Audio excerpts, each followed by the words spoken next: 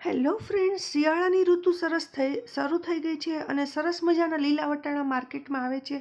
તો અત્યારે આપણે એના એક સરસ મજાના પરોઠા બનાવીશું, જેને સાંજના સમયે તમે ટી ટાઈમમાં કે ક્યારે પણ યુઝ કરી શકો છો. એના માટે એક વાટકી ઘઉંનો લોટ, ટેસ્ટ પ્રમાણે મીઠું ને થોડો અજમો બે હથેળી વચ્ચે મસળીને લેવાનો, જેથી એની સ્મેલ સરસ આવે અને ડાયજેશનમાં પણ ખૂબ જ ફાયદારૂપ છે. તેલ નાખવાનું છે થોડુંક, અને અહીંયા આપણે એનો લોટ બાંધવાનો છે. લોટ એવો બાંધવાનો છે કે રોટલી કરતાં થોડોક કડક અને ભાખરી જેવો નહીં. હવે આપણે લોટને રેસ્ટ આપીશું 15-20 મિનિટ. ત્યાં સુધી અહીંયા વટાણાને મેં ફોલી લીધા પછી તેનું વજન 250 ગ્રામ જેટલું છે. અને અહીંયા સુરતી લીલી મરચી 3-4 લીધી છે, અદરકનો એક ટુકડો લીધો છે, અને લસણ 10-12 કળી લીધું છે. હવે વટાણા ફોલેલા છે એ અને આ બધો જ જે મસાલાનો સામાન છે એ બધો જ મિક્સરમાં આપણે પલ્સ મોડ પર ક્રશ કરવાનું છે, જે એકદમ મુહિમ પેસ્ટ નથી બનાવતી. અહીંયા ફુદીનાના પાન લીધા છે, લીલું લસણ દેશી લીધું છે, અને આ બધું જ બારીક સમારી લીધું છે. એક પેનમાં થોડું તેલ લેવાનું છે, જીરું એડ કર્યું છે, અને ત્યાર પછી થોડી હિંગ લીધી છે, ડાયજેશનમાં ખૂબ ફાયદો કરે છે. મસાલો નાખ્યો છે, અને અહીંયા થોડુંક અમથું પાણી એડ કર્યું છે, જેથી દાજી ન જાય. અને આપણું જે વટાણાનું મિક્સિંગ છે એમાં આપણે નાખીને વઘારી નાખવાનું છે આ રીતે.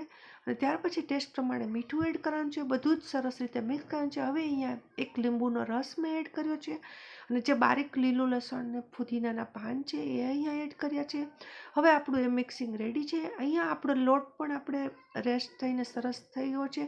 હવે આપણે એના સરખા લુવા કર્યા છે, 6 જેટલા લુવા થાય છે, અને જે પૂરણ છે એના પણ આપણે સરખા ભાગ કરી લેશું, જેથી બધી જે આપણા પરોઠા છે એમાં સેમ સાઇઝના બને. એક પરોઠું આ રીતે વણી લેવાનું છે. હવે એમાં આ રીતે ફિલિંગ છે એને એમાં એડ કરવાનું છે. ફ્રેન્ડ્સ, તમે અહીંયા ચાહે તો તમે એના ઘૂઘરા પણ બનાવી શકો છો, આ રીતે કચોરી પણ બનાવી શકો છો. મેં અહીંયા પરોઠાનો શેપ આપ્યો છે.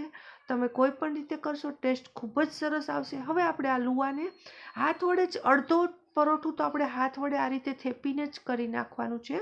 ત્યાર પછી એને આપણે લોટનું અટામણ લઈ અને આ રીતે હાથ વડે થોડું થપથપાવીને અડધું પણ પરોઠું આ રીતે રેડી કરવાનું છે.